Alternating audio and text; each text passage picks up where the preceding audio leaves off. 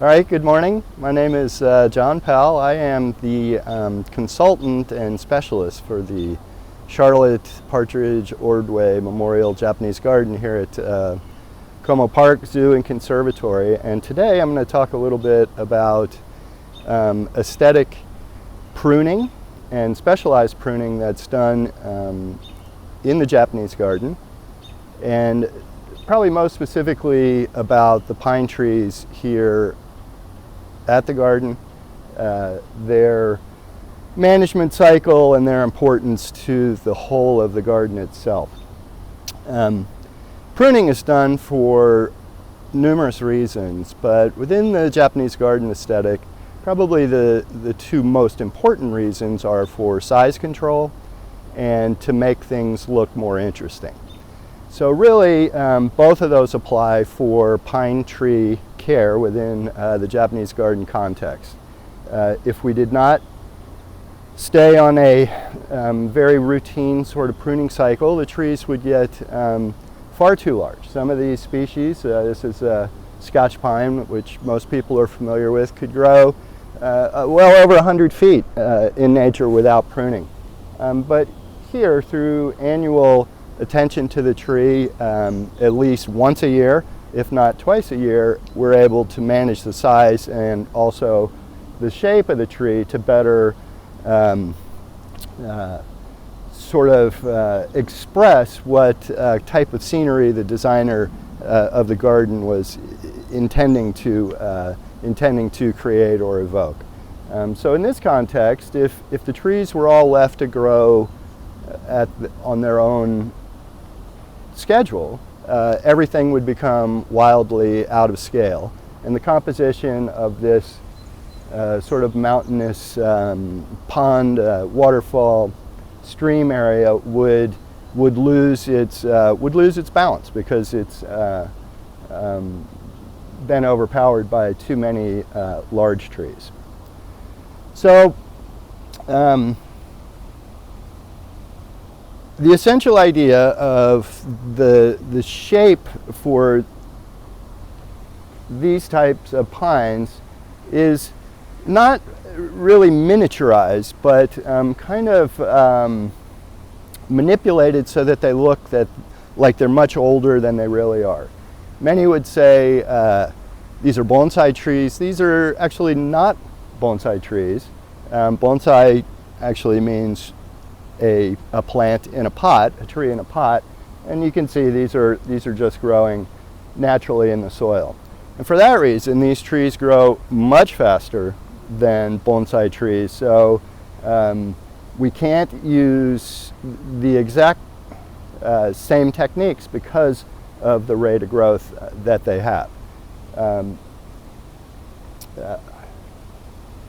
So that's kind of all about bonsai. Now, as far as style goes, we might consider that we're using a similar style in bonsai, but that's about where that ends. So the ideal look that we're going for are trees that have not too long a branch, not a long, straight, boring branch, but a relatively short branch with lots of motion or ramification, so that we have more interest in the tree. We also strive to maintain foliage from the interior of the tree by the trunk all the way to the tip of the branch. You can see on these larger Austrian pines that are also pruned here in the garden, but don't get as frequent a pruning. We have a little bit longer space and longer branches. They also started their pruning at a later time in life. They were already pretty decent sized trees. These started almost from the beginning when they were put into the ground to be manipulated for the garden. So to do this, we have a cycle, and the ideal cycle is to thin the tree annually so that we allow light to penetrate into the interior to help keep these smaller buds on the inside alive. This allows us, one, to keep that foliage all the way back to the trunk, But in future years, it allows us the ability to cut back to growth on the inside. A pine tree is not like many deciduous trees where you make a cut and new buds or branches will form. Pine trees rarely do that. They'll do that in the first 2 years of a bud and branches creation, but after that second year, it's very difficult for it to break a bud on old wood. That's why it's so important for us to do this annually.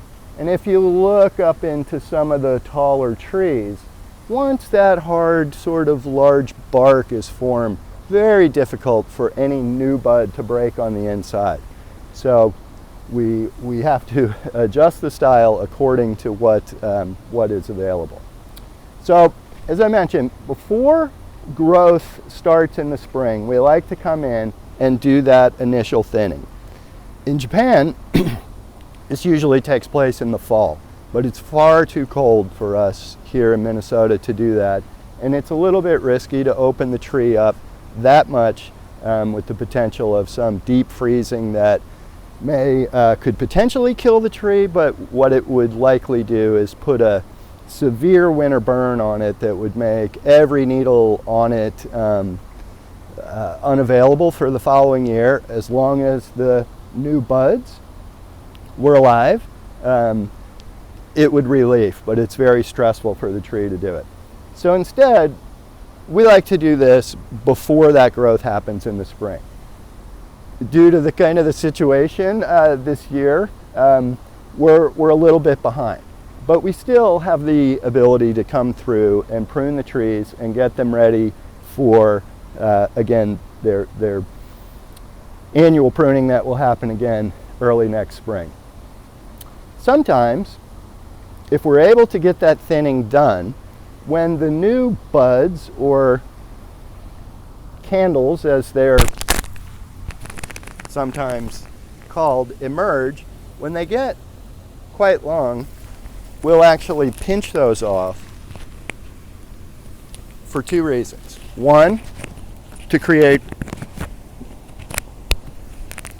technical difficulties.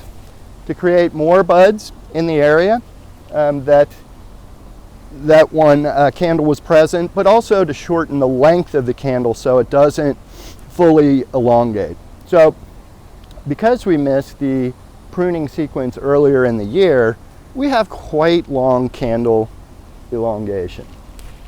So I'm going to use this branch of a mugo pine to show you kind of the basic idea of how we manage the pine. So likely this branch was coming out from the tree like so. Pine trees love the sun and hate the shade. So it's another reason why it's so important for us to thin to allow light to the inside. Also, most of the tree would like to be the leader, the top of the tree. So everybody often reaches up. Well, that's not really the look that we're going for because it's a bit too juvenile.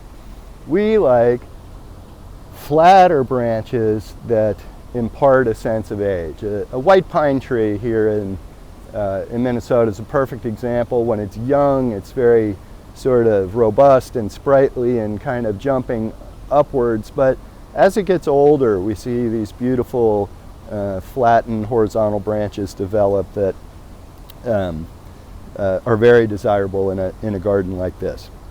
So each year, the pine tree will grow and send out a new bud.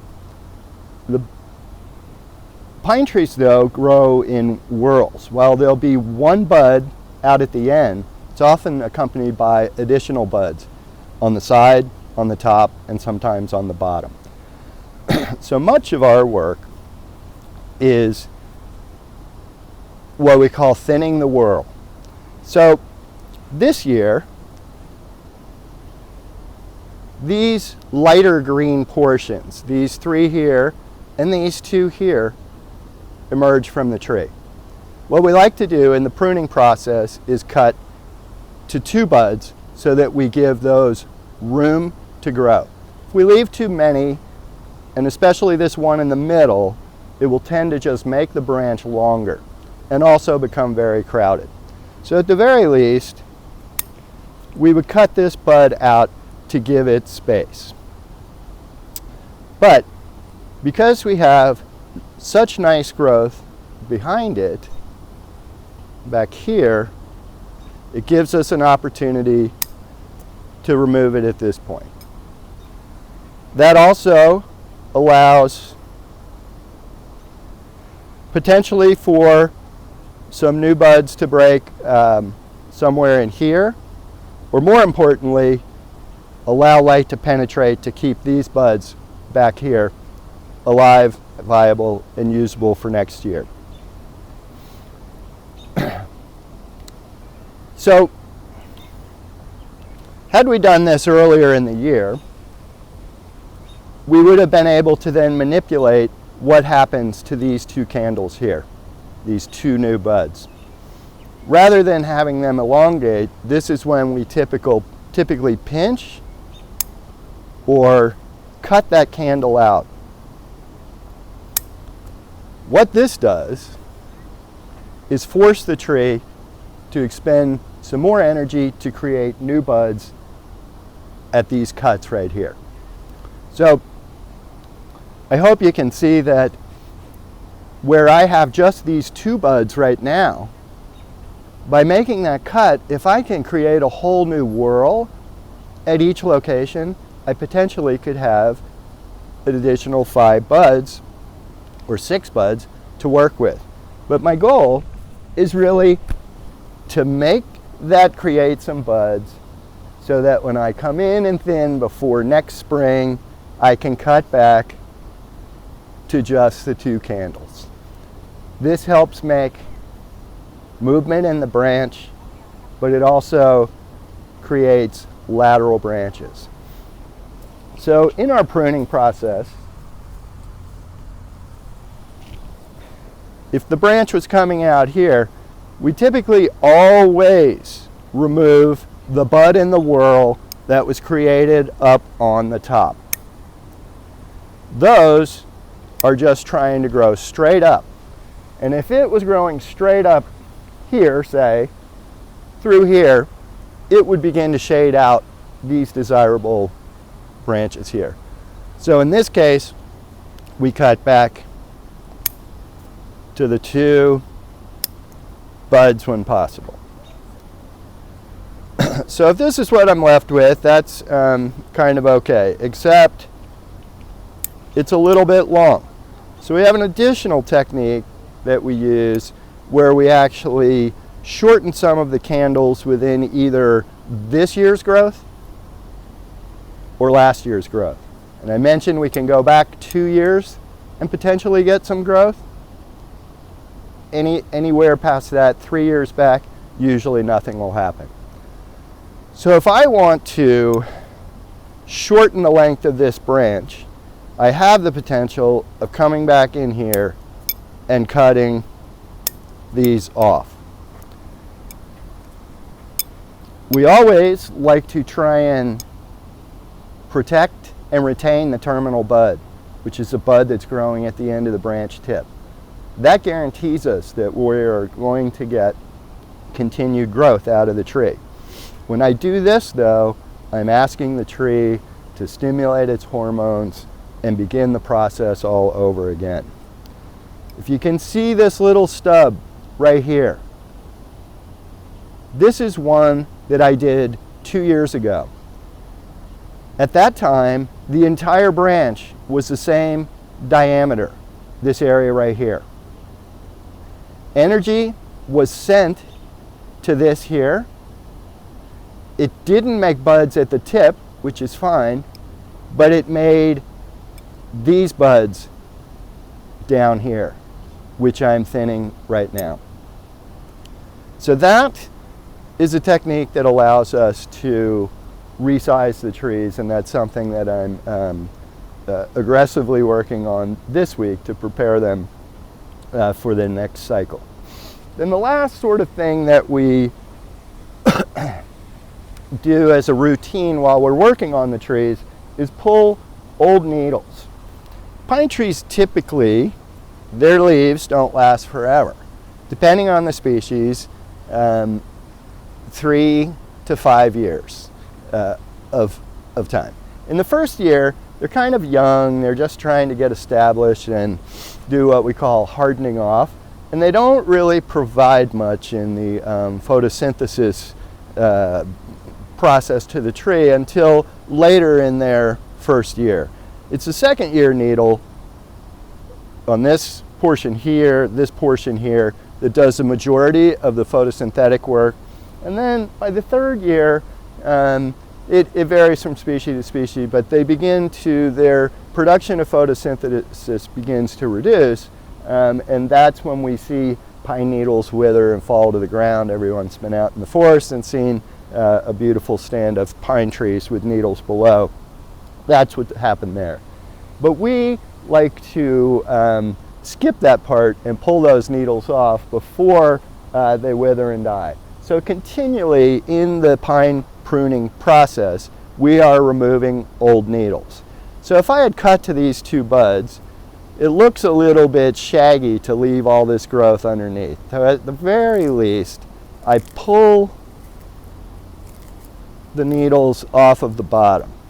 That still allows me some photosynthetic ability off of the top and off of these needles, but it helps to clean up that sort of flattened line of the tree. And if you look to the larger pines, you can see that, or perhaps to the couple of the mugos over there that have had this process done.